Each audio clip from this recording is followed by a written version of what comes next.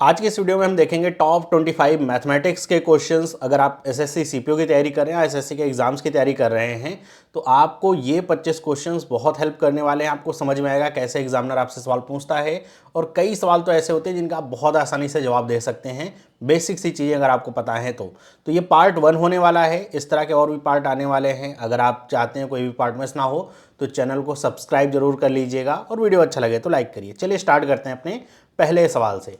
तो पहला सवाल आपके सामने आता है जो कि ट्रेन से रिलेटेड है, स्पीड टाइम डिस्टेंस का सवाल है। लिखा हुआ है कि दो ट्रेन हैं जिनकी स्पीड एक की 80 किलोमीटर है, दूसरे की 120 किलोमीटर पर आवर है, और ये दोनों 500 किलोमीटर दूर हैं, एक दूसरे की तरफ फेस करते हुए खड़ी है। लिखा है कि अगर उनके बीच की डिस्टेंस आपसे पूछी जाए कि जब वो एक दूसरे को क्रॉस करें उससे 10 मिनट पहले उनके बीच की डिस्टेंस क्या होगी, तो आप कैसे बताएंगे। तो देखिए बहुत आसान सा सवाल है। वैसे सोचा जाए तो आपको पहले तो आप सोचेंगे अच्छा दो ट्रेन्स हैं एक दूसरे की तरफ ऐसे खड़ी हैं, बीच में 500 किलोमीटर का डिस्टेंस है, पहले क्रॉसिंग का समय निकालते हैं 10। नहीं, ऐसा कुछ नहीं करना। आपको क्या करना है, आपको सिर्फ इतना समझना है कि ये जब दोनों ट्रेनें एक दूसरे को फेस करते हुए यहाँ पे चलेंगी एक दूसरे की तरफ, तो ये रिलेटिव स्पीड का कॉन्सेप्ट लगेगा। रिलेटिव स्पीड का मतलब क्या हो जाएगा, ये दोनों स्पीड हैं वो क्या होंगी, जुड़ जाएंगी। S1 + S2 बराबर क्या हो जाएगा, 200 किलोमीटर पर आवर। यही तो हो जाएगा। अब जब इनकी स्पीड रिलेटिव स्पीड कितनी होगी, 200 किलोमीटर पर आवर, आपको बस यही तो बताना है क्रॉसिंग से 10 मिनट पहले उनका जो बीच की डिस्टेंस होगी वो कितनी होगी। तो 500 किलोमीटर की दूरी अगर 200 की रफ्तार से चलेंगे तो हम ये निकाल सकते हैं कितनी देर में क्रॉस करेंगी। तो हम बस इतना निकाल लें कि इस 200 किलोमीटर की प्रति घंटे की रफ्तार से अगर 10 मिनट में चला जाए तो कितनी दूर चला जाएगा। जितनी दूर चला जाएगा वही उनके बीच की क्या होगी, डिस्टेंस होगी। तो 10 मिनट को अगर हम किस में कन्वर्ट करें, आर में कन्वर्ट करें, तो क्या हो जाएगा 10/60 मतलब 1/6। हमारे पास क्या है, स्पीड ये है और ये क्या है, टाइम है। डिस्टेंस हमें निकालना है, तो डिस्टेंस अगर हमें निकालना है तो क्या हो जाएगा, स्पीड इंटू में टाइम। तो स्पीड कितनी है 200 और बटे में हो जाएगा 6। 6 से काटेंगे, 6 × 3 = 18, फिर यहाँ पे 2 बचेगा, 6 × 3 = 18, 33.33 किलोमीटर। बी वाला ऑप्शन सही है। बस इतना ही करना था और कुछ नहीं। आगे बढ़ते हैं। अगला सवाल जो कि ट्रिग्नोमेट्री से है, बढ़िया सवाल है। लिखा है cos a बराबर अगर sin² a हो तो बताइए a sin 12a, b sin 10a, c sin 8a, sin 6a बराबर 1 है, तो a + b + c की वैल्यू क्या होगी। मतलब यहाँ पे जो आपको कोफिशिएंट दिए जा रहे हैं a + b + c, इनकी वैल्यू आपको बतानी है ऐड होकर के क्या आएगी। दो चीज़ें आपको गिवन है, ये गिवन है और ये बराबर 1 गिवन है। बस इन्हीं से आपको निकालना है। तो देखिए क्या करेंगे हम इस cos a बराबर sin² a को लेते हैं। cos a बराबर क्या हो जाएगा, sin² a। हमको अगर दोनों तरफ का स्क्वायर करना हो तो हम इसे क्या लिख सकते हैं, cos² a बराबर में स्क्वायर करेंगे तो क्या हो जाएगा, sin की पावर 4a। ओके, अब अगर हम जानते हैं कि cos² a का मतलब क्या होता है, 1 - sin² a, तो हम यहाँ पर रिप्लेस कर देते हैं 1 - sin² a बराबर में क्या हो जाएगा, sin की पावर 4a। इसको दूसरी तरफ लेकर के जाइए तो ये क्या हो जाएगा, sin की पावर 4a, और ये माइनस है तो प्लस हो जाएगा, sin² a बराबर में क्या हो गया, 1। अब ये भी क्या हो गया, बराबर में 1 आपको यहाँ पे दिख रहा है। अब हमको करना क्या है, हमें ये वाला जो टर्म है इसको कुछ ऊपर वाले टर्म की तरह लेकर के आना है। ऐसा क्यों, क्योंकि तभी हम इनके कोफिशिएंट्स को क्या कर पाएंगे, कंपेयर कर पाएंगे और वैल्यू निकाल पाएंगे। और कोई यहाँ पे तरीका अगर लगाएंगे, मतलब आप ऐसा सोचेंगे इसको यहाँ पे फिट करने की कोशिश करेंगे तो थोड़ा यहाँ पे दिक्कत वाली बात होगी। तो क्या करेंगे हम, अब यहाँ पे हम इसको स्क्वायर भी कर सकते हैं, यहाँ पे क्यूब भी कर सकते हैं, लेकिन कैसे पता चले क्या करना है। तो आप ऊपर के टर्म्स देखिए जरा, sin की पावर 12 है, sin की पावर 10 है, 8 है, 6 है। तो ये अगर मैं स्क्वायर करूँगा इसको तो a² + b² + 2ab, तो इतने सारे टर्म्स पहले बात तो आएंगे नहीं। दूसरी बात, हम करेंगे भी तो ये स्क्वायर करेंगे 8 हो जाएगा, 4 हो जाएगा, बाकी कुछ कंपेरेबल टर्म मिलेंगे नहीं। तो हम क्या करेंगे, इसका क्यूब करेंगे। तो दोनों तरफ का कर देते हैं क्यूब, तो एक का क्यूब तो एक ही रहेगा। अब ये क्या होता है, a + b का होल क्यूब अगर आपको नहीं आता है मैं यहाँ पे लिख देता हूँ, a + b का होल क्यूब क्या होता है, a³ + b³ + 3a² b + 3ab², ये होता है a + b का होल क्यूब।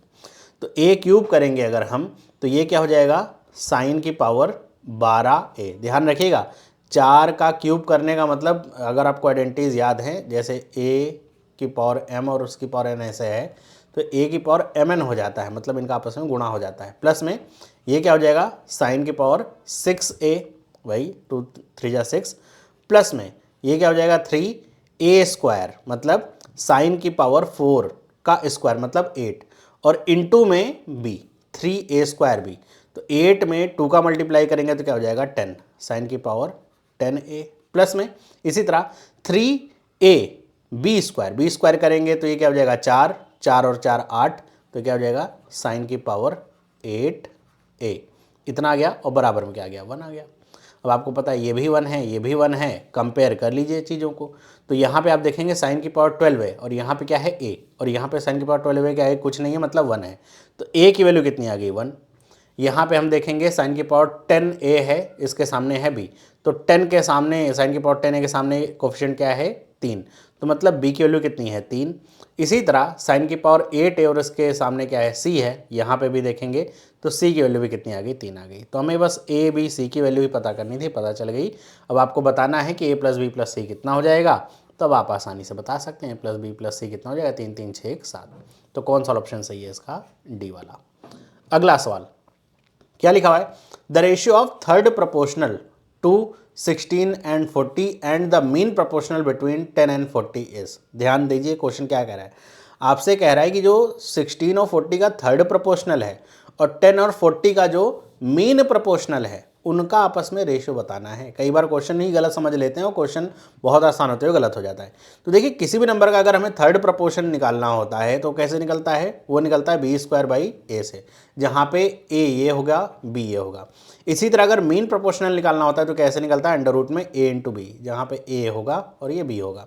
तो निकाल लेते हैं, 40 का स्क्वायर करेंगे क्या आ जाएगा 1600 और बटे में ए 16 काटेंगे क्या हो जाएगा 100। इसी तरह इसको निकाल लेंगे, अंडर रूट में 10 गुणे में 40 मतलब 400 हो जाएगा, इसका मतलब क्या हो जाएगा 20। अब इनको आपस में आप डिवाइड करेंगे तो क्या हो जाएगा 5/1 का रेशियो होगा, बी वाला ऑप्शन इसका करेक्ट होगा। अगला सवाल लिखा, due to fall in man power the production in company decreases by 35%, by what percent should the working hours to be increase to restore the original production. अब ये आपको बस परसेंटेज का अगर आपको ज्ञान है तो बस उसी का सवाल है और कुछ नहीं। आप ऐसे देखिए कैसे करेंगे, हम मान लेंगे कि अगर शुरुआत में जो प्रोडक्शन है वो कितना है 100% है, लेकिन ये जो प्रोडक्शन है गिर जाता है, कितना गिर जाता है 35% से गिर करके 65% पे आ जाता है। हमसे क्या कहा जा रहा है कि हम कितना वर्किंग आवर बढ़ा देंगे फिर से जो प्रोडक्शन है वो 100% हो जाए। तो सोचिए 65 हमें कितना जोड़ना पड़ेगा कि ये आपका 100% हो जाए, आपका है वो 35, और ये जो 35% आप जोड़ोगे वो हिसाब किससे लगाओगे 65% से भाई। अब इसके अनुसार आपको चलना है ना, परसेंटेज का बेस अब क्या हो जाएगा 65%। तो अब क्या करेंगे 35 बटे में 65 और गुणे में 100, बस यही करना है। 5 से काटेंगे, 5 सते 35, ये कितनी बार चला जाएगा 13 बार, तो ये हो जाएगा 700 बटे में 13, कितनी बार जाएगा 13 पचे 65 होगा, यहाँ पे 5 बचेगा तो कितनी बार आप लेके 13 चौके 1 होगा नहीं, तो 13 तियाँ 39, 53 समथिंग %, जो कि डी वाला ऑप्शन आपको मिल रहा है। बस खत्म। अगला सवाल लिखा है, कोई आदमी है जो ये तो बहुत आसान सा एवरेज स्पीड का सवाल है, ए से बी तक जाता है 12 किलोमीटर से और फिर लौटता है 18 किलोमीटर से, तो बताइए एवरेज स्पीड उसकी क्या होगी जर्नी की। तो एवरेज स्पीड का अगर आपको फॉर्मूला पता है 2s1s2 अपॉन में s1 प्लस s2, बस यही लगा दीजिए। तो 2 गुणे में 12 गुणे में 18 बटे में 12 प्लस 18 कितना हो जाएगा 30। कैंसिलेशन करिए कितना आ जाएगा 15 आ जाएगा, 3 चौके 12, 3 पचे 15, 18 चौके 72 और बटे में 5 कितनी बार जाएगा। अब यहाँ पे ऑप्शन देखिए 14 से एक ऑप्शन आ रहा है बी वाला, तो 14 पंचे 70 होता है और ये क्या हो जाएगा 2/5। बी वाला ऑप्शन इसका क्या है करेक्ट है।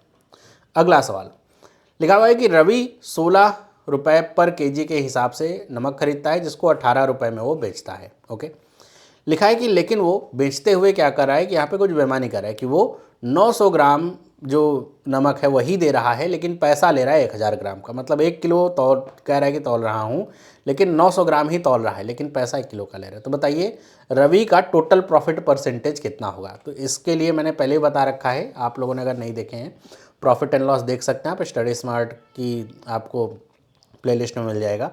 कि जब भी इस तरह का केस होता है तो आपको बस ये देखना है, ऐसे बटे का साइन लगाइए, ऊपर आपको सारी वैल्यूज़ लिखनी है जो कि दुकानदार के पॉकेट में आ रहा है, मतलब जो पैसा आ रहा है, और नीचे वो सारी वैल्यू लिखनी है जो जा रहा है, जो आ रहा है और जो जा रहा है, मतलब कितना दुकानदार के पॉकेट से जा रहा है। तो जैसे समझिए कि रवि 16 रुपये पर केजी से नमक खरीदता है और 18 रुपये में बेचता है। तो 18 रुपये में बेचेगा तो पॉकेट में कितना आएगा, 18 रुपये, और 16 रुपये में खरीदेगा तो 16 रुपये जाएगा पॉकेट से।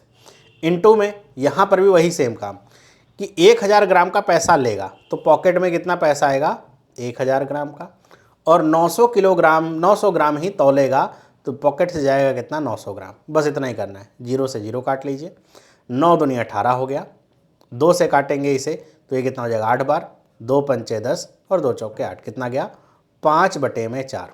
5/4 का मतलब आपको पता है कि ऊपर वाला क्या होता है, सेलिंग प्राइस, और नीचे वाला क्या होता है, कॉस्ट प्राइस। तो 5/4 का मतलब हो जाएगा 25% का प्रॉफिट। नहीं समझ में आ रहा, इसका डिफरेंस कितना है, 1 है, 1/4 कितना होगा, 25% का प्रॉफिट। बस यही करना होता है। आगे बढ़ते हैं, अगला सवाल। ये सवाल बढ़िया है। अब इस तरह के सवाल भी एग्जाम में अगर पूछे जाते हैं तो थोड़ा सा ध्यान देना पड़ता है ऑप्शंस में। इसमें क्या ऑप्शंस आपको दिए गए हैं, लिखा गया है कि एक सुपरमार्केट है जो कि ऑफर कर रहा है 3 तरह के डिस्काउंट, मतलब 3 तरह के स्कीम ऑफर कर रहा है। अब आपके ऊपर चूज करने को छोड़ दिया है कि आप जिस स्कीम के तहत चाहें उससे आप डिस्काउंट ले सकते हैं। तो यहाँ पे बताना है कस्टमर के लिए सबसे बेटर ऑफर इसमें कौन सा है। तो पहली स्कीम क्या है, इसमें 2 सक्सेसिव डिस्काउंट मिल रहे हैं, 25% और 15% के।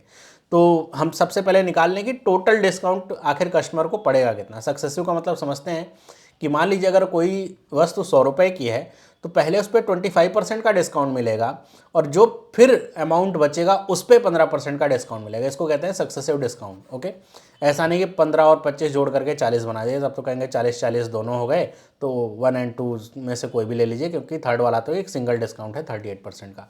तो हमें इनका सिंगल डिस्काउंट बनाना पड़ेगा। तो इसका अगर हम सिंगल डिस्काउंट बनाएंगे, फॉर्मूला क्या होता है सक्सेसिव का, आपको पता होगा, A + B माइनस में AB/100। ओके, अब इसी के अनुसार अगर हम चलें तो ये क्या हो जाएगा, 25 और 15 कितना हो जाएगा, 40। 40 में 25 × 15 अगर हम ऐसे निकालेंगे तो 25 × 15 और बटे में 100 है, 25 चौके 100 और 4 से काटेंगे 3.75 हो जाएगा। तो 40 में से 3.75 अगर हम घटाएंगे तो 36.75 ये वैल्यू आएगी। ओके, 36.25 वैल्यू ये प्राप्त होगी। ओके, तो अगर ये हमें समझ में आ गया कि 36% के आसपास है तो हम ये तो जान जाएंगे कि फर्स्ट वाला ऑप्शन तो नहीं होगा, थर्ड वाला उससे ज़्यादा अच्छा ऑप्शन है 38% का। अच्छा, सक्सेसिव डिस्काउंट ऑफ 35% एंड 5%, ये भी इसी तरह 40 तो हो ही जाएगा, माइनस में 35 गुणे में 5 और बटे में 100, 5 से काटेंगे 20 बार कटेगा, और अगर हम इसे 20 से काटेंगे तो 20 × 20 होगा, पॉइंट लगाएंगे कितना बचेगा, 15 बचेगा, 20 सत्ते 20 पंचे 1.75। तो 40 में से अगर हम 1.75 घटाएंगे तो ये वैल्यू हमें 38.25% के आसपास की मिलेगी, जो कि हमें क्या समझ में आ रहा है कि थर्ड वाले डिस्काउंट से ज़्यादा अच्छा डिस्काउंट है। तो इसका सही जवाब क्या होगा, फर्स्ट वाला, थर्ड वाला भी नहीं होगा। तो only 2 is the correct answer, कि अगर हम ये डिस्काउंट परसेंटेज कस्टमर को आएंगे चूज़ करने के लिए, सबसे ज़्यादा डिस्काउंट उसे मिलेगा। इसमें 36% का ही डिस्काउंट है समथिंग, इसमें 38% का और इसमें 38.25 का है। अगला सवाल है टाइम स्पीड डिस्टेंस का, कि कह रहा है ये स्पीड है ए और बी की किस रेशियो में, 3:5 में।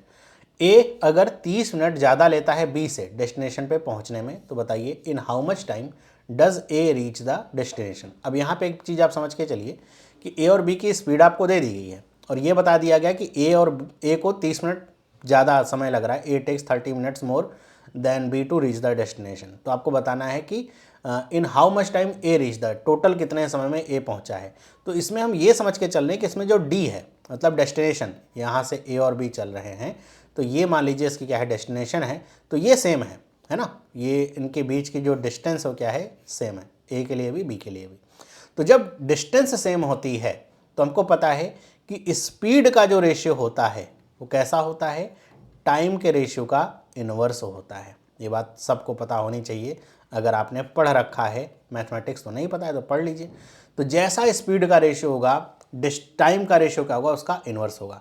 तो यहाँ पे हमें स्पीड का रेशियो क्या दिया गया है, 3:5 का दिया गया है ना, 3:5 का रेशियो क्या है स्पीड का। तो अगर हम टाइम का रेशियो देखेंगे तो टाइम का रेशियो ठीक उल्टा होगा, मतलब ए की स्पीड कम है तो टाइम ए को क्या लगेगा, ज़्यादा लगेगा, ऐसा।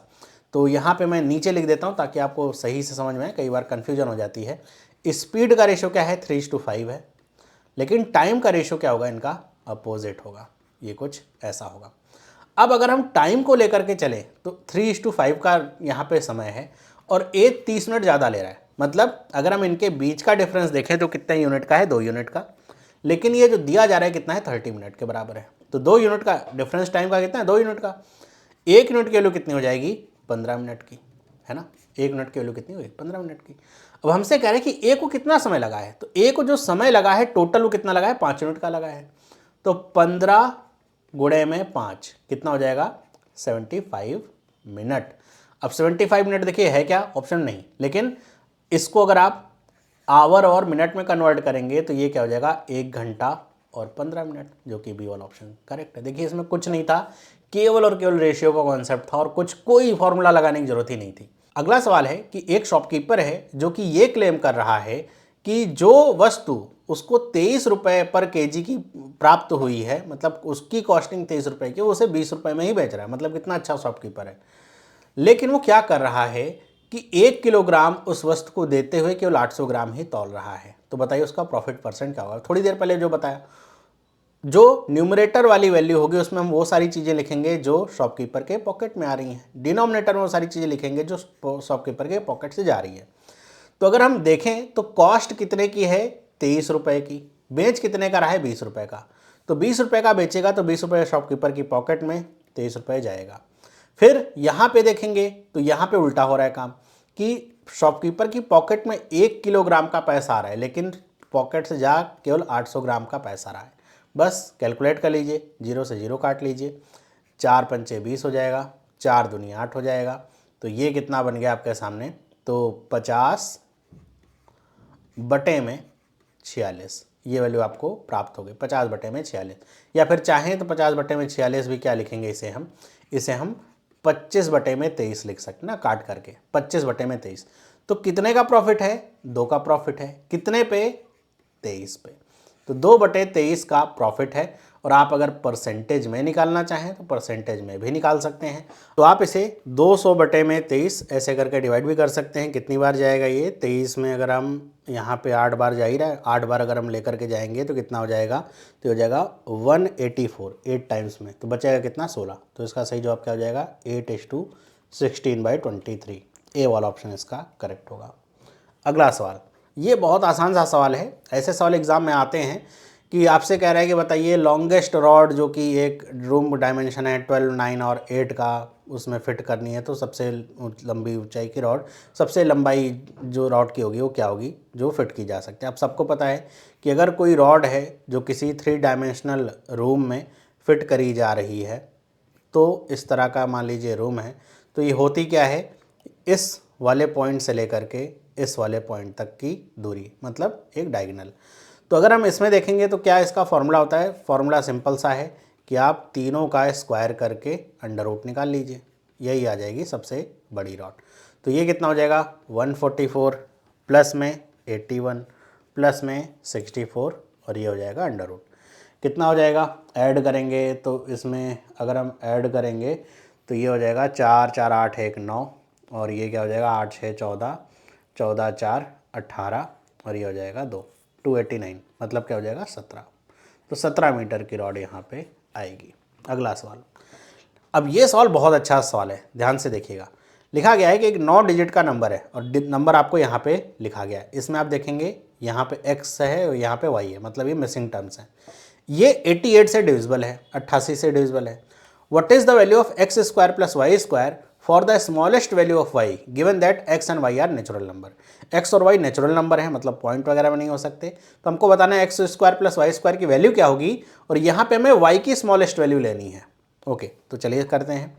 तो नंबर हमारे सामने है 97x4562y8 और ये डिविजिबल किससे है, 88 से। जब कोई नंबर 88 से डिविजिबल है तो अगर हम इसको फैक्टर करें तो मतलब ये 8 से डिविजिबल होगा और 11 से डिविजिबल होगा, सिंपल सी बात है। तो 8 से डिविजिबल होगा या फिर और 11 से डिविजिबल होगा तभी 88 से डिविजिबल होगा। तो अगर हम y की वैल्यू निकालने चलते हैं और हमको अगर डिविजिबिलिटी लगानी है 8 की, तो कोई भी नंबर 8 से डिविजिबल तब होता है जब उसकी पीछे से जो 3 डिजिट हैं 8 से डिविजिबल हो। मतलब हम ये देखेंगे कि 2y8 ये 8 से डिविजिबल कब है, y की किस वैल्यू पे। और हमें लेनी क्या है, स्मॉलेस्ट वैल्यू। बहुत सारी वैल्यूज़ रखी जा सकती हैं लेकिन सबसे छोटी वैल्यू। तो हम अगर देखें यहाँ पे 218 कर दें तो क्या 8 से डिविजिबल होगा क्या? नहीं। आप काट लीजिए, मान लीजिए आपने 218 किया, 8 से डिविजिबल करिए तो कितना हो जाएगा, 8 दूनी 16 हो जाएगा। फिर कितना हो जाएगा यहाँ पे, 8 सते 56 होगा, मिसिंग वैल्यू है, नहीं होगा। इसी तरह आप 2 रखेंगे तो भी नहीं हो पाएगा, 3 रखेंगे तो भी नहीं होगा, लेकिन 4 रख देंगे तो हो जाएगा। 8 3 24, 8 1 8। तो इससे छोटी और कोई वैल्यू मिलेगी नहीं। तो मतलब y की वैल्यू हमें क्या मिल गई, 4। ओके, अब x की वैल्यू निकालनी है इसी तरह। अब ये जो पूरा नंबर है, जैसे हमने ये तो समझ लिया कि y की 4 वाली वैल्यू पे ये पूरा नंबर 8 से डिविजिबल हो जाएगा, लेकिन अब ये कौन सी x की वैल्यू पे ये पूरा नंबर 11 से डिविजिबल होगा, जब y की वैल्यू 4 है, वो निकाल लेते हैं। तो हमको किसी भी नंबर का 11 से डिविजिबिलिटी अगर निकालना है तो हम ऑड और इवन जो नंबर्स होते हैं उनका सम करके डिफरेंस निकालते हैं। मतलब हम जो ऑड नंबर्स हैं, जैसे इसको इसको इसको इनको जोड़ लें तो कितना हो जाएगा, 9 7 5, 9 5 कितना हो जाएगा, ये हो जाएगा 9 5 14, 14 और 8 कितना हो जाए, सॉरी 9 5 14, x तो रहेगा ही, 14 और 2 कितना हो जाएगा, 16, 16 और 8 कितना हो जाएगा, 24। तो ये जो नंबर आ गया कितना आ गया, 24 प्लस x आ गया। अब इसी तरह बाकी के नंबर्स जो बचे हुए हैं उनका सम निकाल लीजिए। तो ये सारे जो नंबर्स हैं इनका सम निकालना है। तो 7 4 11, 11 6 कितना हो जाएगा, 17, 17 और y कितना हो जाएगा, 21। तो हम इसका डिफरेंस निकालेंगे, कितना आ जाएगा, तो ये हो जाएगा 3 प्लस एक्स। मतलब यहाँ पे ये नंबर x की वैल्यू आप कुछ रखेंगे तो ये 11 से डिविजिबल होना चाहिए। तो अब सोचिए x की वैल्यू हम क्या रख दें कि ऐसा कि ये 11 से डिविजिबल हो, सिंपल सी बात है, 8 रख दीजिए। तो x की वैल्यू अगर हम 8 रख दें तो 11 से डिविजिबल हो जाएगा। तो x की वैल्यू कितनी आ गई हमारे पास, 8 आ गई। अब इन्हीं का स्क्वायर कर लीजिए। तो x square plus y square पूछा है, तो 64 प्लस में 16 कितना आ गया, 80। तो इसका ए वाला ऑप्शन क्या है, करेक्ट है, 80। आगे बढ़ते हैं। अगला सवाल है कि एक हॉल है, 10 मीटर लेंथ है, 5 मीटर विड्थ है और 6 मीटर हाइट है। कह रहे हैं कि इसको पेंट करना है वन साइड ओनली, मतलब अंदर की साइड में ही केवल।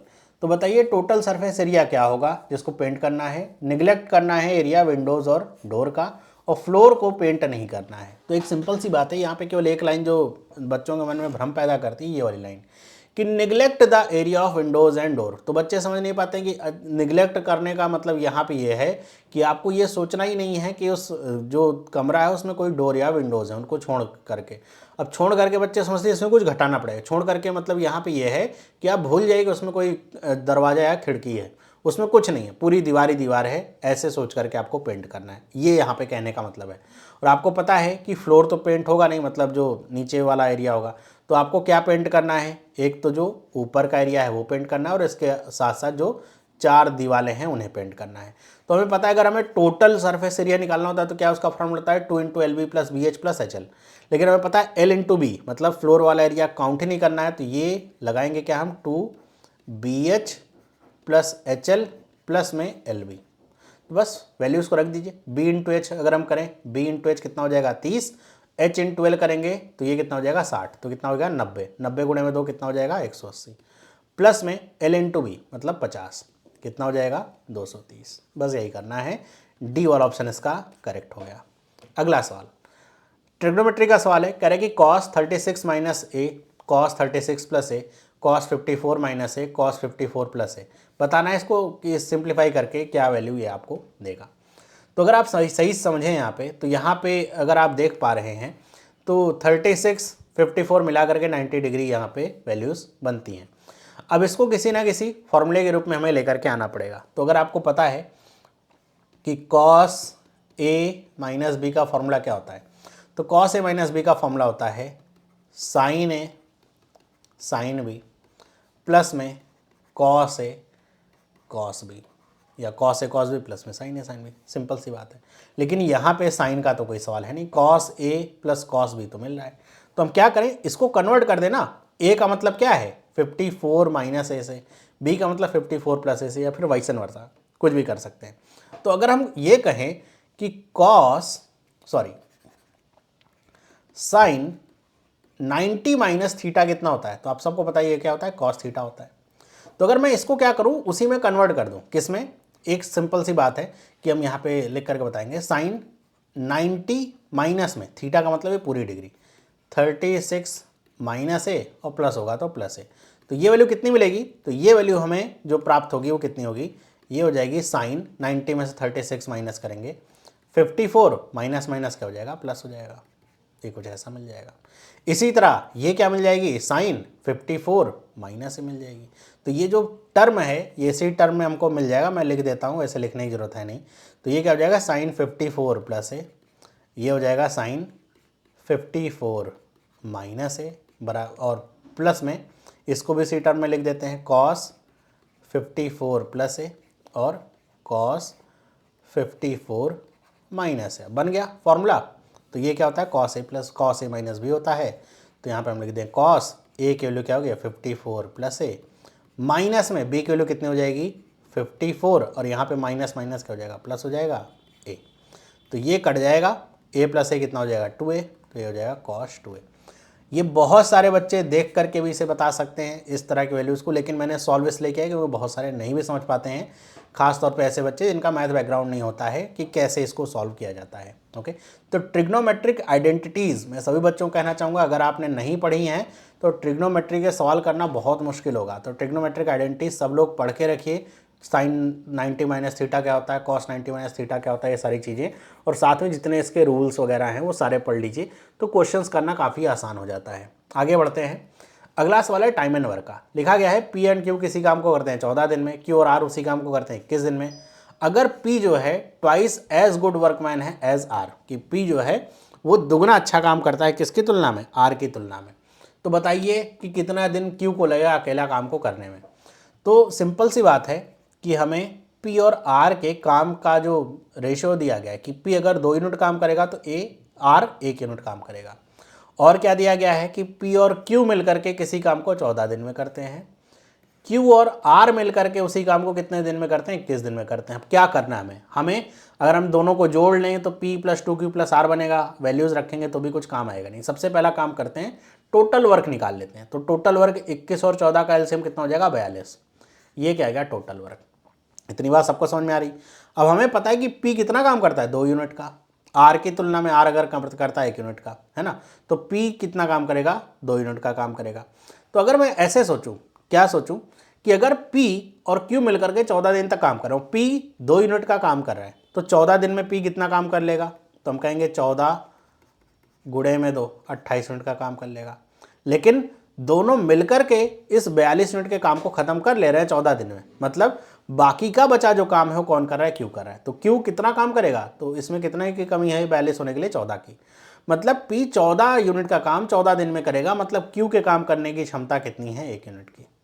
तो अगर क्यू 1 यूनिट का काम कर रहा है तो क्यू अकेले अगर इस काम को करेगा तो कितने दिन में करेगा 42 दिन में करेगा। बी वाला आंसर इसका करेक्ट है।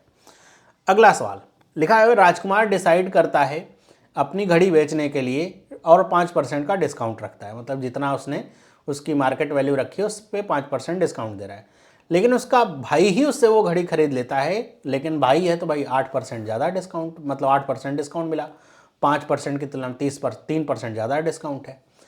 ऐसा करके जो राज है उसको 45 रुपये का नुकसान हुआ, किसमें, इन प्रॉफिट में नुकसान हुआ, है ना। तो बताइए कि घड़ी का जो मार्केट प्राइस है वो कितना है। तो कैसे करेंगे, सिंपल सी बात है, आपको 2 परसेंटेज दिए गए हैं और उससे होने वाला नुकसान दिया गया है कि अगर, अब एक चीज़ यहाँ पे और, कि जब हम डिस्काउंट की बात करते हैं तो आपको पता है डिस्काउंट किस पे कैलकुलेट होता है, डिस्काउंट कैलकुलेट होता है मार्क प्राइस पे, मतलब डिस्काउंट का जो भी परसेंट आएगा उसका अगर हम 100% निकालेंगे तो वैल्यू क्या निकलेगी, मार्क प्राइस निकलेगी। इसी तरह अगर ये क्या होता, प्रॉफिट या लॉस होता, तो वो किस पे कैलकुलेट होता है, कॉस्ट प्राइस पे, तो वो क्या आता, कॉस्ट प्राइस आता। तो अगर हम यहाँ पे कह रहे हैं कि 5% का पहले डिस्काउंट है लेकिन बाद में 8% का डिस्काउंट दिया, तो टोटल जो कमी आई परसेंटेज वाइज डिस्काउंट में कितने की है, 3% की, लेकिन ये जो 3% है किसके बराबर है, 45 रुपये के बराबर है। भाई 45 रुपये का नुकसान प्रॉफिट में हुआ कि 3% में बेचता, 5% डिस्काउंट देता तो 45 रुपये ज़्यादा मिलते, लेकिन 8 में दिया 45 रुपये प्रॉफिट में कम मिले हैं।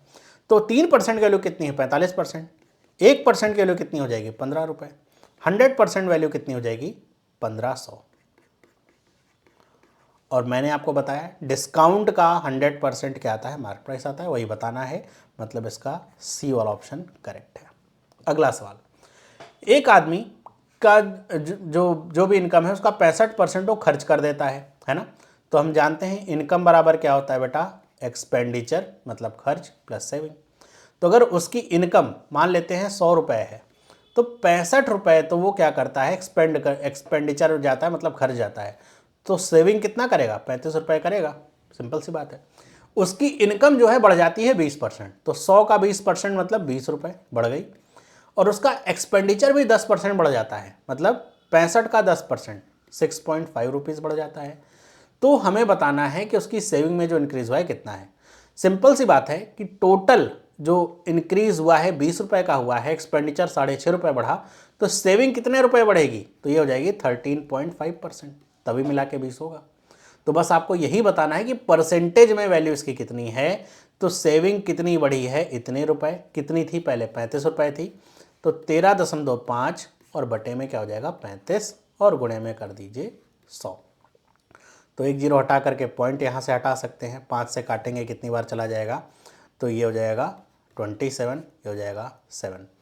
तो 27 अपॉन में 7 अगर हम करेंगे तो कितनी बार जाएगा, 7 या 21 होगा, 7 या 21, 7 चौक 28, मतलब 38 या 39 के आसपास आना चाहिए। वैल्यू कितनी बचेगी, तो 6 बचेगी। कितनी बार जाएगा, 7 8 56 जाएगा, 38.5% के आसपास वैल्यू आएगी। डी और ऑप्शन करेक्ट है। अगला सवाल लिखा हुआ है if the arc of the circle of radius 30 centimetre, मतलब आर्क समझते हैं सभी लोग, आर्क कुछ ऐसे बनता है ना, कुछ इस तरीके का। तो ये होता है थीटा, ये इसकी लेंथ होती है कुछ इस तरीके, मतलब ये इसकी क्या है, रेडियस है, और ये क्या होती है, इसकी लेंथ होती है आर्क की। तो क्या कह रहा है कि आर्क जो सर्किल है जिसका रेडियस क्या है 30 है, मतलब आर्क की वैल्यू 30 है, लेंथ कितनी है, एल की वैल्यू कितनी दे दीजिए 19 centimetre, in angle in degrees rounded off to 2 decimal places subtended at the centre of the circle. कि आपको बताना है कि इतना एंगल थीटा की वैल्यू सबस्टेंड करेगा सर्कल पे, और आपको पाई बराबर लेना है 22/7। सिंपल सी बात है, फॉर्मूला पता होगा तो कर लेंगे फटाफट। एल बराबर क्या होता है, एल बराबर होता है 2 पाई आर, मतलब एल का मतलब क्या होता है कि 2 पाई आर पूरे सर्कल का होता है, 2 पाई आर परिधि, लेकिन ये तो आर्क है, तो वो क्या करोगे आप, θ/360 कर दोगे आप, कि हम केवल इतने की बात करेंगे। तो यहाँ पे एल की वैल्यू कितनी है, 19 है, 2 पाई की वैल्यू 22/7 कह रहा है लेने के लिए, तो 22/7 ले लीजिए। आर की वैल्यू कितनी है, 30 है, थीटा की वैल्यू हमें निकालनी है, और ये तो 360 है। कैंसिलेशन करेंगे, बिल्कुल 0 से 0 काट लीजिए, ये कितनी बार जाएगा, 12 बार जाएगा, 2 से काटेंगे 11 बार, ये कितना हो जाएगा 6, 2 से काटेंगे 2 3 6। तो यहाँ पे क्या बचा आपके सामने, 7 3 21 और ये 19, और बटे में क्या आ जाएगा 11। तो थीटा की जो वैल्यू आ गई वो कितनी आ गई, 19 गुणे में 21 और बटे में 11, ये वैल्यू आ गई। अब इसी को आपको 2 डेसिमल वैल्यू तक लेकर के चलना है, वहीं से आप निकाल पाएंगे। अब सिंपल सी बात है, अगर मैं थोड़ा सा क्या करूँ यहाँ पे अप्रॉक्सीमेशन करूँ, एग्जैक्टली मैं देख रहा हूँ नंबर्स काफ़ी दूर दूर हैं, तो लगभग मैं 2 बार इसे काट सकता हूँ ना, 11 दूनी 22 होता है, तो 19 दूनी 38, मतलब ये वैल्यू मैंने ज़्यादा काटी है, तो जो भी वैल्यू आएगी 38 डिग्री से कम आनी चाहिए। आसपास की वैल्यू कितनी है, सी वाला ऑप्शन 36.27 डिग्रीज। आप चाहें तो गुणा करके एग्जैक्टली काट सकते हैं, लेकिन इतना टाइम नहीं होता एग्जाम में, जितना जल्दी कर सकें उतना ही अच्छा है। अब देखिए अगला सवाल कह रहे हैं कि A B C positive integers हैं, a² + b² बराबर 82, b² + c² 65 है, तो बताइए इसकी वैल्यू क्या होगी। अब इसको करने के 2 तरीके हो सकते हैं। पहला तरीका जो कि हम लॉन्ग मेथड से करते हैं, प्रॉपर जो मेथड है हर जगह काम आएगा, कि हमें पता है क्या है कि a² + b² बराबर में कितना है 82 है, ओके, b² + c² बराबर कितना है 65 है। क्या करें, इनको आपस में घटा लें, घटाएंगे तो क्या हो जाएगा a² - c² और ये कितना आ जाएगा 17 आ जाएगा, ओके। अब a² - c² को हम क्या लिख सकते हैं, a + c, a - c बराबर में से क्या लिख सकते हैं 17 और गुणे में 1 का गुणा सब में होता है। अब कंपेयर कर लें कि a + c 17 है, a - c क्या 1 है, तो a + c बराबर में 17 और a - c बराबर में 1। तो हम ये भी निकाल सकते हैं कि a की वैल्यू कितनी है घटा करके, है ना, सॉरी जोड़ करके, तो ये कितना हो जाएगा 18। तो a की वैल्यू कितनी आ गई 9, आ गई 9, बिल्कुल a की वैल्यू 9 आ गई, तो हम a की वैल्यू यहाँ पे रख दें तो c की वैल्यू कितनी आ जाएगी 8, ओके। अब हम चाहें यहाँ पे रख दें a की वैल्यू, चाहे यहाँ पे c की वैल्यू रख दें, b की वैल्यू हो जाएगी a², 9 का स्क्वायर मतलब 81 + b² बराबर में 82, मतलब b की वैल्यू कितनी आ गई 1 आ गई। तो ए बी सी की वैल्यू आ गई। अब हमको जो पूछा है 2a मतलब 2 गुणे 9 प्लस 7b मतलब 7 गुणे 1 माइनस 3c 3 गुणे 8, तो ये 18 हो गया। 18 में 7 जोड़ेंगे 25, 25 में से 24 घटाएंगे क्या आ जाएगा 1, ये हो गया। दूसरा तरीका इसका क्या था, आपको सिंपल सी चीज़ है कि बस वैल्यूज़ को सोच लेना, इतना करने की जरूरत नहीं। ए स्क्वायर प्लस बी स्क्वायर बराबर में 82 है और बी स्क्वायर प्लस सी स्क्वायर बराबर में क्या है 64 है। अब सोचिए ये 82 है, दो नंबर हमें ऐसे लेने हैं पॉजिटिव इंटीजर्स हैं कि जिनको स्क्वायर कर दें तो 82 आ जाए। अब हम अगर नंबर कोई भी सोचें ऐसा, और यहाँ पर बी स्क्वायर क्या है हमारा कॉमन है, तो जो भी बी की वैल्यू हम कॉमन लेंगे यहाँ पे आनी चाहिए, सॉरी ये 65 है। तो कैसे करेंगे, अब हम सोचें कि ए की वैल्यू हम 1 रख दें, बी की वैल्यू 9 रख दें, हो सकता है ठीक। 9 रखेंगे तो नीचे 9 रखेंगे तो 9 9 81 कम वैल्यू है, ऐसा हो ही नहीं सकता। तो ऐसे ही अगर आप सोचें कि ये क्या है 81 से 1 ज़्यादा है और ये क्या है 65 64 से 1 ज़्यादा है, मतलब यहाँ पर जो भी वैल्यू आ रही है ये 9 का स्क्वायर है प्लस 1 का स्क्वायर 82 हुआ, ये 8 का स्क्वायर प्लस 1 का स्क्वायर 65 हुआ। तो ऐसे हम ए की वैल्यू को 9, बी की वैल्यू को 1 और सी की वैल्यू को 8 ले सकते हैं, लेकिन सोचना पड़ेगा इसको। और ऐसा कर लेंगे तो काफ़ी समय बचेगा, लेकिन ये भी तरीका पता होना चाहिए, कई बार नहीं फिट बैठ पाता है इतना दिमाग में, तो आपको पता होना चाहिए कैसे करना है। अगला सवाल रेस का। एक 1200 मीटर की रेस है जिसमें राम जो है श्याम को 200 मीटर से बीट कर देता है और बाई 20 सेकेंड, मतलब या तो 200 मीटर से या तो 20 सेकेंड से। तो क्या होनी चाहिए राम की स्पीड। ये सवाल बहुत सारे बच्चे गलत करते हैं जल्दबाजी में। ऐसा समझिए कि ये टोटल डिस्टेंस कितनी है 1200 मीटर है, ओके टोटल डिस्टेंस।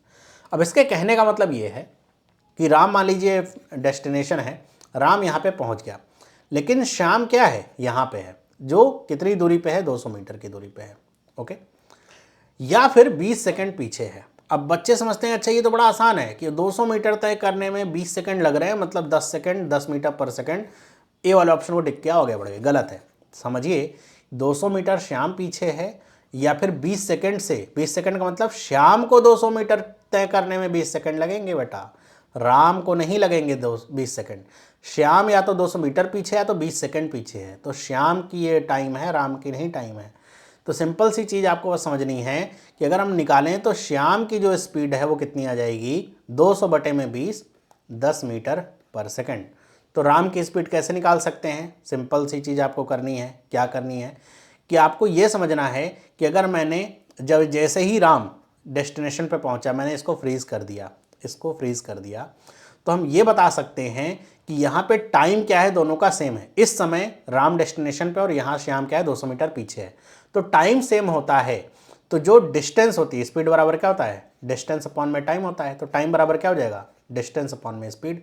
मतलब जो टी होगा राम का, सॉरी जो डी होगा राम का, उसका रेशो श्याम से अगर हम निकालेंगे तो वो सेम ही आएगा स्पीड के, स्पीड जो होगी राम की, स्पीड जो होगी श्याम के, उसके रेशो से बराबर होगा। तो अगर हमें डिस्टेंस तो पता है कि अगर राम डेस्टिनेशन तक पहुंच गया है मतलब 1200 मीटर चल चुका है, लेकिन श्याम 200 मीटर पीछे मतलब 1000 मीटर पीछे है, तो ये जो रेशियो आएगा वो कितने का आएगा 6:5 का रेशियो आएगा। और यही जो 6:5 का रेशियो क्या है इनकी स्पीड का रेशियो है। हमें पता है कि श्याम की जो स्पीड है कितनी है 10 है, मतलब 2 का गुणा हुआ है, तो मतलब राम की स्पीड के लिए भी 2 का गुणा करके 12 मीटर पर सेकंड आ जाएगा। ये मैंने समझाने के लिए इतना बड़ा सा आपको करके बताया है बना करके, ताकि आपको समझ में गलत आंसर ना करें, वरना बहुत आसानी से किया जा सकता है। बस रेशियो देख करके ही समझ में आ जाएगा कि भाई इसकी 5 की जगह 10 है तो 6 की जगह 12 होनी चाहिए स्पीड राम की। अगला सवाल, ये सवाल बहुत ही अच्छा सवाल है, पूछा गया सवाल है। क्या लिखा हुआ है कि डायगोनल्स जो है रोम्बस का करेंगे अगर उनका सम करें तो वो कितना आता है एल आता है, और पेरीमीटर अगर हम देखें उसका तो कितना आता है 4p आता है। तो बताइए एरिया क्या होगा रोम्बस का। सबसे पहले रोम्बस की बात ही कर लेते हैं, रोम्बस आखिर होता क्या है। मतलब ऐसा समझिए स्क्वायर है बस 90 डिग्री नहीं, मतलब चारों साइड इसकी क्या होती हैं बराबर होती हैं, और ये होते हैं क्या इनके डायगोनल्स है ना, D1 D2 ऐसा आप समझ लीजिए डायगोनल्स है, ये D1 है ये D2 है, दो डायगोनल्स हैं इनके, डायगोनल्स इनके आपस में 90 डिग्री पे कट करते हैं। तो रोम्बस का एरिया निकालने का फॉर्मूला क्या होता है, दो फॉर्मूले हो सकते हैं। पहला फॉर्मूला कि यहाँ से मैंने ऐसे हाइट ड्रॉप कर दी, हाइट इंटू में बेस, वो हो सकता है। दूसरा जो फॉर्मूला होता है वो होता है D1 D2 अपॉन में 2, ये मतलब डायगोनल्स का गुणा करके आप 2 से डिवाइड कर दीजिए तो वो भी उनका क्या होता है, डायगोनल का एरिया का फॉर्मूला होता है। अब हमको क्या दिया गया है, हमें ये दिया गया है कि अगर मैं d1 प्लस d2 जो डायगोनल्स हैं इनको अगर मैं जोड़ूंगा तो क्या आ रहा है, l आ रहा है। दूसरा, अगर मैं इनकी सारी साइड्स को जोड़ लूँ तो वो क्या आ रहा है, 4p आ रहा है ना। मतलब इसका पेरीमीटर अगर हम देखें तो कितना आ रहा है, 4p, मतलब एक एक साइड कितने की है, pp की है, ऐसा कुछ यहाँ पे वैल्यू आ रही है। ओके, तो इसमें जो आइडेंटिटी लगेगी वो ये है कि अगर हम रोम्बस के डायगोनल्स का स्क्वायर करके ऐड करें तो जो इनका सम होता है किसके बराबर होता है, जो इसकी चारों साइड हैं उनके स्क्वायर के सम के स्क्वायर के बराबर होता है। मतलब P square plus P square plus P square plus P square, मतलब ये क्या हो जाएगा, 4p स्क्वायर, इसके बराबर होता है। ये आइडेंटिटी हम यहाँ पे लेके चलेंगे। अब ये अगर हमें पता है, ये आइडेंटिटी हमें पता है, तो हम क्या करें, ऊपर जो वैल्यू दी हुई है d1 प्लस d2 बराबर में l, इसे हम क्या कर दें, स्क्वायर कर दें, तो होल स्क्वायर हो जाएगा कुछ ऐसा, d1 प्लस d2 का होल स्क्वायर बराबर में l स्क्वायर। इसको एक्सपेंड कर दीजिए, तो d1 square plus d2 square plus 2d1 d2 बराबर में l स्क्वायर। इसकी वैल्यू कितनी रख सकते हैं, 4p स्क्वायर, तो ये क्या हो जाएगा, 4p स्क्वायर प्लस में 2d1 d2 बराबर में l स्क्वायर। अब बस इसको ही आपको रीअरेंज कर लेना है। 4p स्क्वायर यहाँ पे वैल्यू जो आपके सामने आ रही है, इसे आप क्या करिए, दूसरी तरफ लेकर के चले जाइए, और यहाँ पे आपको ये सामने बचेगा क्या, 2d1 d2 बराबर में l स्क्वायर माइनस में 4p स्क्वायर। अब आपको पता है कि जो रोम्बस का एरिया होता है वो क्या होता है, d1 d2 बाई 2 होता है, लेकिन यहाँ पे 2d1 d2 है, तो इसको बाई 2 बनाने के लिए क्या करेंगे, हम 1/4 से मल्टीप्लाई कर दें दोनों तरफ। 1/4 से करेंगे 2d1 d2, और यहाँ भी क्या कर दें, 1/4 l स्क्वायर माइनस में 4p स्क्वायर, तो 2 दूनी 4 हो जाएगा। अब ये d1 d2 बाई 2 आ गया, मतलब ये एरिया हो गया, और ये एरिया की वैल्यू आ गई। तो ये बताना एरिया क्या होगा, तो 1/4 l1 square minus 4p square, तो 1/4 l1 square minus 4p square, सी वाला ऑप्शन इसका करेक्ट है। अगला सवाल, आपको बताना है कि लीस्ट वैल्यू p की जिससे ये डिविजिबल हो जाए 8 से। अभी थोड़ी देर पहले बताया था कि 8 से डिविजिबल होने का मतलब लास्ट की जो 3 डिजिट है वो 8 से डिविजिबल होनी चाहिए। तो p की लीस्ट वैल्यू बतानी है, सिंपल सी बात है, आप 1 रख सकते हैं, 4 रख सकते हैं, 2 रख सकते हैं। कई बार 2 यहाँ पे रखने के बाद आप कहेंगे अच्छा 8 3 24 8 है 8, 2 पे टिक कर देंगे, गलत है। लीस्ट वैल्यू का मतलब आप 0 भी तो रख सकते हैं, है ना। तो 0 रखेंगे तो अपने आप ही ये क्या हो जाएगा, 48 हो जाएगा, 8 से कट जाएगा, तो डी वाला आंसर इसका करेक्ट है। अगला सवाल कह रहा है कि अगर राजू की जो इनकम है 25% ज़्यादा है मंजू से, और राजू को 25% राइज मिला अपनी इनकम में, और मंजू को 40% राइज मिला अपनी इनकम में, तो बताइए उन दोनों की कंबाइंड इनकम में राइज कितना है। तो राजू की इनकम अगर हम बात करें मंजू से, तो 25% ज़्यादा है, मतलब 5/4 हम लिख सकते हैं। फिर कह रहा है कि 25% का राइज मिला है किसको, राजू को। 25% का राइज मिलने का मतलब क्या है कि हम 25% का राइज अगर मिला है तो चाहे तो 125 से लिख दें हम, 125% ऐसा, और इसको क्या है 40% का राइज मिला है तो 140% अब हो जाएगी। तो ये अब जो इनकम होगी वो कितनी हो जाएगी, 625 हो जाएगी, और 14 चौके 56 कितना हो जाएगा, 560, ऐसा समझिए। मतलब अगर हम चाहें तो इनकम इसकी 500 और 400 ऐसा रख लें तो हमें समझ में आएगा कि अब इनकम इनकी कितनी हो गई है। तो अगर अब इनकम देखें इनकी तो कितनी है, तो ये है 1185, पहले कितनी थी, 900 थी। तो कितने का राइज हुआ है, तो 1185 में से 900 घटा लीजिए, तो ये वैल्यू कितनी आ जाएगी, 285, और इनकम में राइज कितने पे है, 900 पे है, पहले इनकम इतनी थी, तो बस 9 से काट लीजिए, 9 तियाँ 27, फिर 9 एक कम 9 और 0.6, डी वाला आंसर इसका सही है, 31.67%। लिखा है कि if x into x minus 5 बराबर -1 है, तो ये x³ ब्रैकेट में x³ माइनस 110 बराबर कितना होगा। तो इसको देख करके घबराने की जरूरत नहीं है, इसे बस आपको रीअरेंज करना आना चाहिए। कैसे लिखा है, x माइनस 5 बराबर में -1। ओके, हम क्या कर सकते हैं कि हम x माइनस 5 बराबर में x को अगर दूसरी तरफ ले जाए तो कुछ ऐसा लिख सकते हैं, यस। अब ऐसा सोचिए कि -1/x को इधर लेकर के आया, -5 को इधर लेकर के आया, तो x प्लस 1/x बराबर क्या आ जाएगा, 5 आ जाएगा। आ गया 5, बस क्या करना है, इसी का क्यूब कर दीजिए, इसका क्यूब कर दीजिए, तो ये क्या हो जाएगा, x³ plus 1/x³ plus 3a² b। तो 3a² b करेंगे तो 3x² अपॉन में x होगा, तो बचेगा क्या, केवल 3x प्लस 3ab², मतलब क्या हो जाएगा 3 अपॉन में x बचेगा, और बराबर में क्या आ जाएगा 5।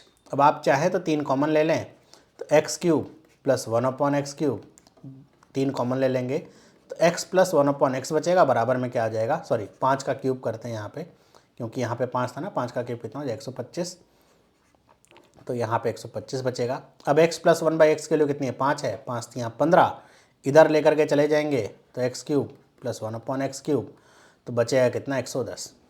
अब आपको क्या करना है, अब आपको ज़्यादा कुछ खास नहीं करना है, फिर से जैसे यहाँ पे हमने इसको रीअरेंज किया था, अब वापस से वैसे ही आप इसको रीअरेंज कर लीजिए, और कुछ यहाँ पे खास करने की ज़रूरत नहीं। मतलब x³ को हम इधर लेकर के चले आएंगे, या फिर 110 को इधर लेकर के चले आएँ, ये इधर आ जाएगा, तो कितना हो जाएगा x³ माइनस में 110 और बराबर में माइनस में 1/x³। अब x³ का गुणा इधर कर लीजिए, तो x³ माइनस में 110 बराबर में हो गया -1।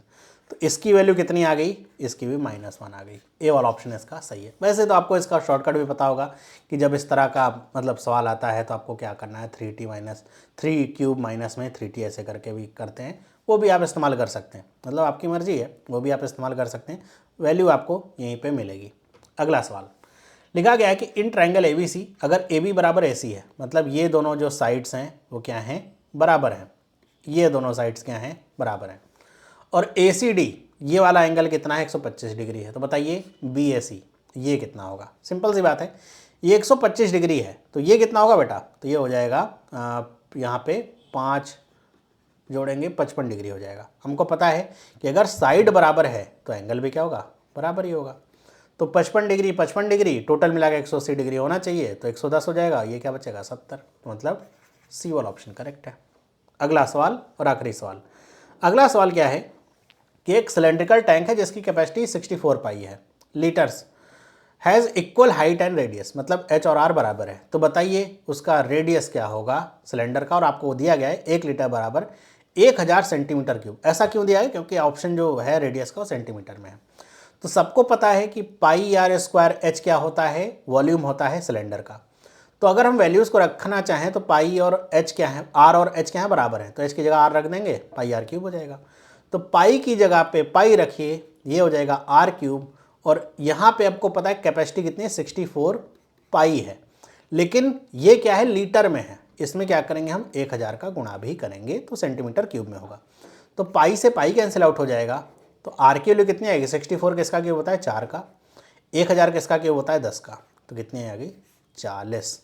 सी वाला ऑप्शन इसका क्या है, करेक्ट है।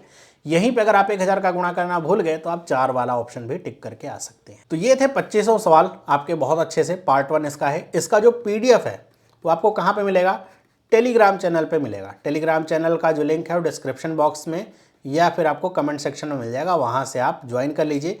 टेलीग्राम चैनल पे ही इसका PDF मैं अपलोड कर दूँगा, वहाँ से आप डाउनलोड कर सकते हैं सॉल्यूशन के साथ। तो वीडियो अगर अच्छी लगी तो वीडियो को लाइक करिए, अपने दोस्तों के साथ भी शेयर करिए, और सारी वीडियोस पाने के लिए चैनल को सब्सक्राइब कर लीजिए। मिलते हैं अगले वीडियो में।